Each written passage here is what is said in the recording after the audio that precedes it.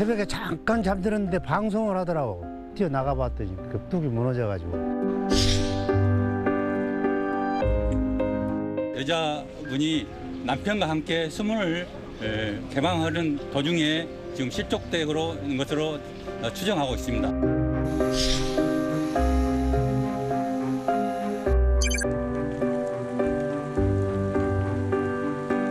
분수 터지는 것처럼 물이 이렇게 계속 터지더라고요. 그러니까 비가 많이 오긴 했었는데 저렇게 되는 거는 저희도 처음 봐가지고. 겁나지요. 노도 못 냈지 겁이 나서 벼락을 떼치고 막.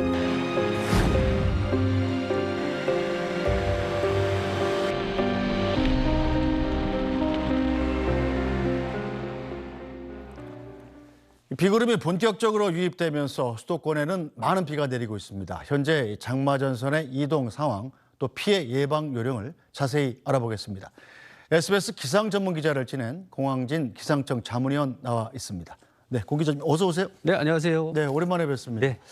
자, 지금 내일까지 지금 전국에 많은 비가 내린다 이런 예보가 나와 있죠. 네네. 현재 장마 상황은 어떻습니까? 지금 어제는 이제 좀 전에 봤듯이 전남에 많은 비가 내렸는데 현재는 구름이 조금 위로 올라와 있어요. 네. 그래서 서울 등 수도권 그리고 충청도 내륙 그리고 강원도 내륙 또 서해안, 충청 서해안, 호남 서해안 쪽에 비가 많이 오고 특히 지금 강한 비가 쏟아지고 있는 곳은 춘천 등 경기 북부 일부 내륙인데요. 네, 지금 화면에서 파란 색깔이 지날수록 비가 많이 내린다는 뜻이죠. 지금 현재 이제 특보가 나와 있는 곳도 네. 지금 저기 파랗게 짙은 파란색으로 표현되어 있는 춘천에 호우 경보가 내려져 있고요. 이 시간당 지금 60mm 가까운 비가 내리고 있거든요. 네. 그 나머지 지역 지금 보시면 알겠지만 중부 내륙 지방 그리고 수도권 그리고 충청과 호남 서해안 이쪽에는 호우주의보가 발효 중인 상태입니다. 네, 오전부터 중부지방에는 이제 비가 중점적으로 많이 네. 내리고 있는데, 자 오후부터 내일까지는 남부지방과 제주도에 많이 온다고요? 이제 비구름이 올라왔다가 네. 다시 조금씩 내려가고 있습니다. 그래서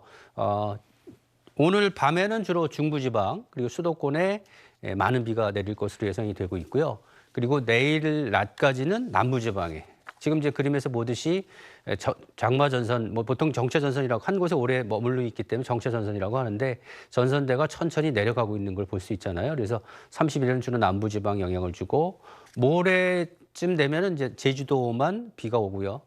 주말에는 잠시 소강 상태를 보이다가 다음 주 초에 다시 장마전선이 북상하는 것으로 그렇게 전망이 되고 있습니다. 네, 이번 장마가 시작된 지 얼마 안 됐는데 벌써 기록적인 폭우가 내린 거죠? 비가 많이 왔습니다. 네, 어제 전남 지방에 하루에 한 270mm 가까운 비가 내리면서 피해가 잇따랐는데요. 월요일부터 오늘 오전까지 나흘 동안 제주도 삼각봉이라는 곳이 있어요. 네. 한라산에 여기에는 540mm의 비가 왔습니다. 그러니까 많이 왔죠. 540ml면 그게 1m의 절반쯤 온 거잖아요. 그렇죠. 그러니까 54cm 정도 온 거죠. 예. 근데 비가 이제 이렇게 많이 오는 비는 사실 볼 때는 그렇게 얼마 아닌 거로 생각되지만 이게 모이잖아요. 그렇죠. 비가 한번 모이면 엄청난 파괴력을 가지니까 계속 굉장히 위험한데 광주에도 365mm 비가 왔고요. 남해안에는 280mm 가량의 비가 와서 침수 피해가 이어지고 있습니다. 네, 이렇게 비가 많이 내려가지고 지반이 약해진 상황에서 비가 또 오면 이른바 이 옹벽이나 축대가 붕괴하고 토사가 유출되고 이런 피해들이 생길 가능성이 더 커지는 그렇죠. 거입니다. 예. 그러니까 비가 이제 처음에는 단단한 땅에 비가 내리게 되면 비가 스미는 속도가 좀 천천히 들어가잖아요. 근데 비가 어느 정도 온 다음에 다시 많은 비가 내려오면 그 비가 숙소로 스미는 과정에서 하나의 이렇게 휩쓸려 내려가는 현상이 빚어지죠. 네. 이제 산사태로 이어져서 큰 피해를 가져오기도 하는데요. 오늘 오전에 산사태 경보가 오전 10시 반을 기해서 전국에 산사태 위기 경보 주의 단계가 발령이 되어 있어요. 그래서 산지 주변에 사시는 분들 요즘은 이제 전원주택이다 해든지 많이 산을 깎고 집을 짓잖아요. 근데 집을 지으면 이 축대나 이런 것들이 무너지면 직접적인 원인, 큰 피해가 올 수 있기 때문에 특히 이렇게 산에 계신 분들을 주변을 보시고요. 또 산림청에서 보면 이제 그 산사태의 위험 지역을 볼 수 있는 어플이 있어요. 그런 휴대폰 어플을 통해서 자기 지역이 어느 정도 위험한지 이런 것들을 미리 확인하시는 것이 필요할 것으로 보입니다. 네, 이번 장마가 좀 특별하다 생각이 되는 게 원래 장마비가 남부에서 시작해서 중부로 쭉 올라갔다가 이제 끝나잖아요. 네, 보통 그런데 그렇죠. 이번 장마는 보니까 중부로 올라왔다 남부로 내려갔다 이렇게 왔다 갔다 하네요. 장마 전선이 이제 처음에 남부에 있다가 남부 밑에는 아주 더운 공기 덩어리가 있거든요. 북태평양 고기압이라고. 이 북태평양 고기압이 전선을 천천히 들어 올리면 이제 남부지방부터 서서히 영향을 주기 시작해서 북부로 올라가면서 장마가 끝나는데 그 사이 네. 끝나기 전까지는 장마전선이 남북으로 진동을 하면서 많은 비를 뿌립니다. 그러니까 올해도 이런 장마 패턴은 이어질 것으로 보이는데요. 그래서 이 장마전선이 완전히 북쪽으로 올라가면 이제 1차 장마가 끝나는데 그 시기는 보통 이제 6월 말 정도 될 것으로 네. 그렇게 예상을 하고 있습니다. 원래 장마가 6월에서 이제 7월 중순쯤이면 다 끝나고 7월 중순이 지나면 이제 본격적으로 휴가를 갈 철이 되는데 그렇죠. 예. 기간도 비슷하게 예상을 하시는 건가요, 그럼? 근데 이제 장마철이라고 해서 사실 이제 비가 계속 오는 건 아니고요. 최근 들어서 장마의 패턴이 변동성이 아주 커지고 있어요. 그래서 네. 가까운 지난해 장마의 경우에는 중부지방에는 비가 많이 왔는데 남부지방에는 비가 적게 왔죠. 그래서 올 봄까지 장마가 그 가뭄이 이어지면서 전남 일부 지방에는 오히려 그 식수원 네. 물이 부족한 현상까지 있었고요. 근데 또 그의 반면에 2021년에는 장마가 짧았어요. 17일밖에 되지 않았거든요. 그래서 어찌 보면 이제 장마가 짧으니까 더웠죠. 네. 그리고 2020년 그 전해에는 무려 중부지방의 경우에는 장마가 54일이나 이어졌습니다. 계속. 그래요. 예. 최장기 장마가 됐는데 이렇게 최근 3년만 봐도 장마의 패턴이 일정치가 않고 네. 이 변동성이 아주 큽니다.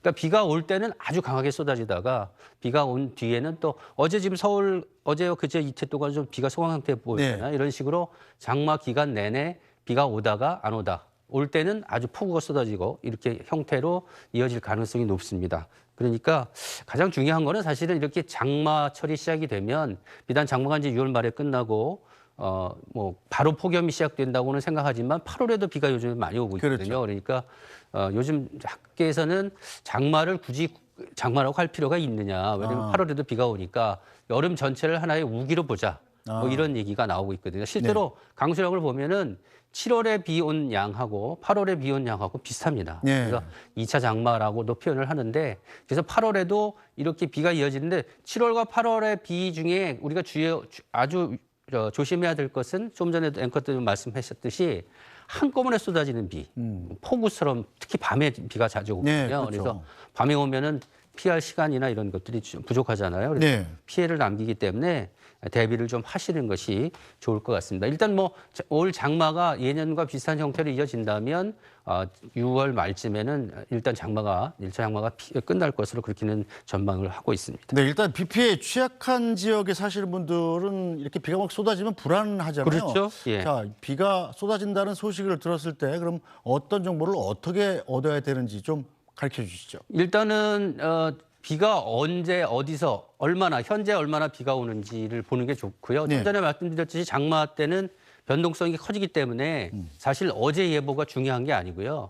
항상 업데이트를 해야 됩니다. 계속 변하죠? 네, 계속 변하기 네. 때문에 실질적으로 업데이트하는 게 중요하고요. 지금 집중호우 대비 요령이 이제 국민재난안전 포털에 있는 걸 잠깐 소개해드리면 과거에 피해가 발생했던 지역의 정보를 미리 확인을 하고요. 가족이나 이웃과 함께 공유를 하는 것이 좋고 재난 정보를 수신할 수 있도록 가족이나 이웃과 함께 준비하는 것도 좋고요. 네. 가족이나 이웃과 함께 대피 방법 등에 대한 약속을 미리 정하고 재난이 발생할 경우 대비해서 가족과 함께 비상용품을 미리 준비하는 것이 좋습니다. 그러니까 일단은 자기 지역, 살고 있는 지역이 재난에 얼마나 취약한가를 우선 아시는 게 좋습니다. 그리고 네. 자기 지역에 혹시 재난이 만약에 발생할 가능성이 높은 지역이라면 네. 어떻게 움직일 것인지, 우리 주변에 어떻게 대피할 곳이 있는지 이런 것들을 확인을 하고 이제 지자체에서 지침이 내려오면 그 지침을 쫓아서 움직여 주시는 게 좋죠. 네, 특히 지난해 이 비 피해가 컸던 지역 주민들은 더 불안한데요. 이 지역 주민들 이야기도 듣고 가겠습니다. 장마 시작이라 좀 날씨가 많이 습습해져서 지하철이나 좀 사람 붐비는데 좀 공기 상태나 이런 게 좀 불쾌할 수 있을 걱정이 좀 지금으로서는 제일 큰 것 같아요. 이번에 오래 갈 거라고 하는데 좀 날씨가 빨리 개서 화창한 날씨가 계속되길 바라고 있습니다.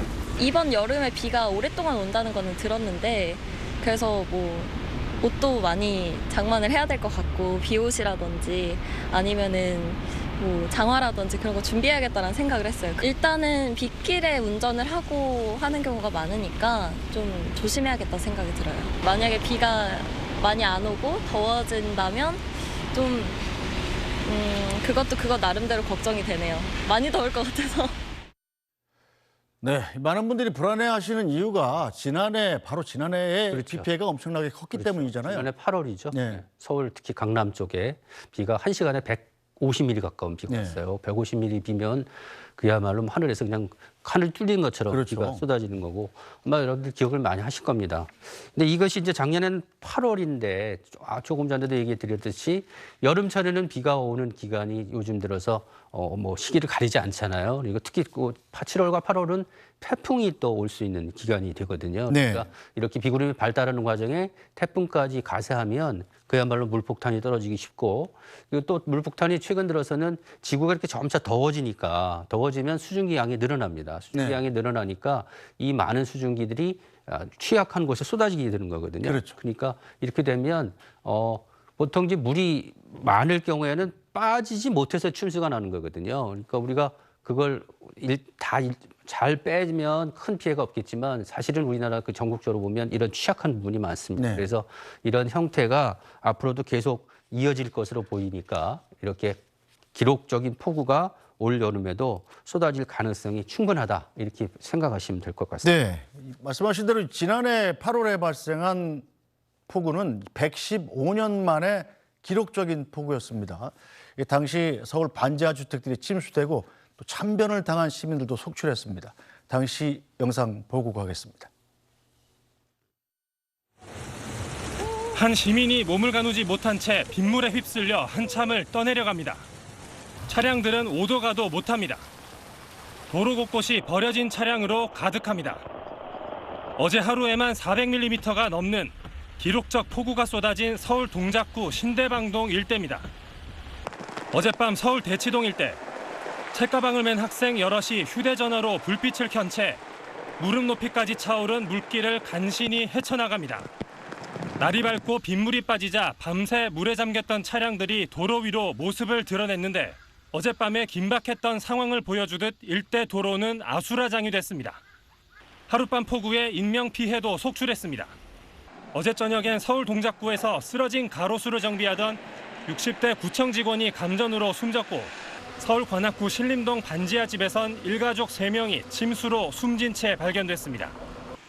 중앙재난안전대책본부는 오늘 기준 사망자가 9명, 실종자는 7명인 걸로 파악했다고 밝혔습니다. 인명피해 규모는 더 늘어날 수도 있습니다.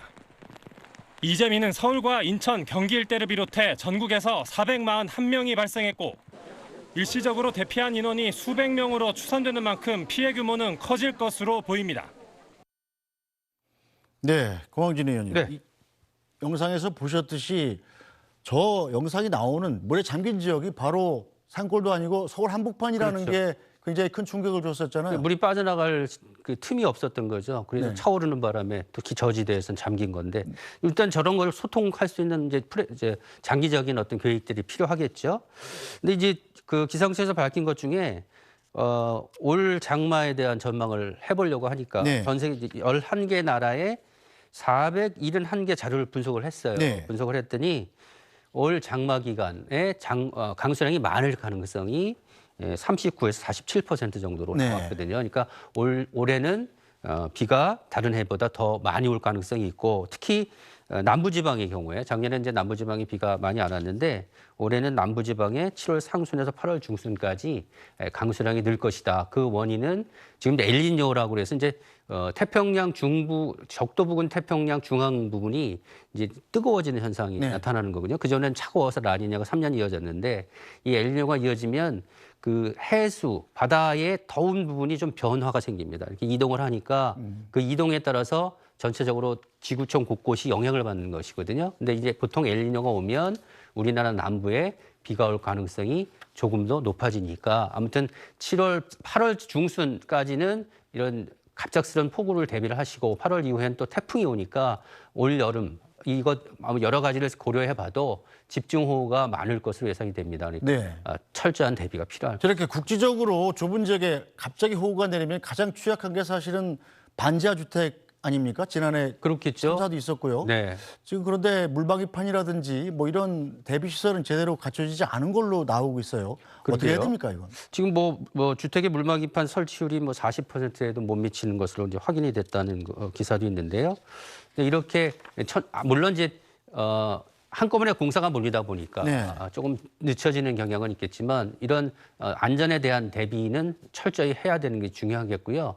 전체적으로 우리나라의 취약한 곳이 어딘지에 대한 종합적인 검사 이런 것들이 필요할 것으로 보입니다. 그리고 만약에 비가 어느 정도 오면 그 위험 신호를 어떻게 전달할지에 대한 것도 고민을 좀 해봐야 될 것 같고요. 올해부터 기상청이 1시간에 50mm 비가 이미 왔고 앞으로도 3시간에 90mm 비가 더 올 것으로 예상이 된다든지 하는 위험 신호가 오면 재난 신호로 보내주겠다라고 이제 했거든요. 그러니까 올해 아마 그 비가 갑작스럽게 작년처럼 쏟아지는 경우에는 기상청이 재난 신호에 대한 정보를 아마 줄 것으로 예상이 되는데 정보를 줄 때 이미 늦은 경우도 있잖아요. 그렇죠. 그러니까 사람들이 대피할 수 있는 통로, 그다음에 어느 곳으로 언제쯤 이동할 수 있다 이런 것들을 좀 체계화시킬 수 있는 그런 작업들이 필요한 것으로 보입니다. 네, 뭐 나오신 김에 장마 뒤에 예보도 좀 해주시죠. 올해가 장마가 끝나면 더 뜨겁고 습한 여름이 될 수 있다는 예보가 있던데. 이제 지구가 더워지면 어쨌든 수증기 양이 늘어나죠. 네. 수증기 양이 늘어난다는 건 습도가 높다는 겁니다. 그러니까 습도가 높아지면 사실은 이제 올해부터 폭염 경보에 대한 기준이 네. 습도를 고려한 거로 바꿨어요. 왜냐면 습도가 높아지면 이 수증기가 많이 있으니까 이 땀이 잘 빠져나가지를 못하거든요. 끈끈하죠. 더 끈끈하고 네. 덥게 느껴지기 때문에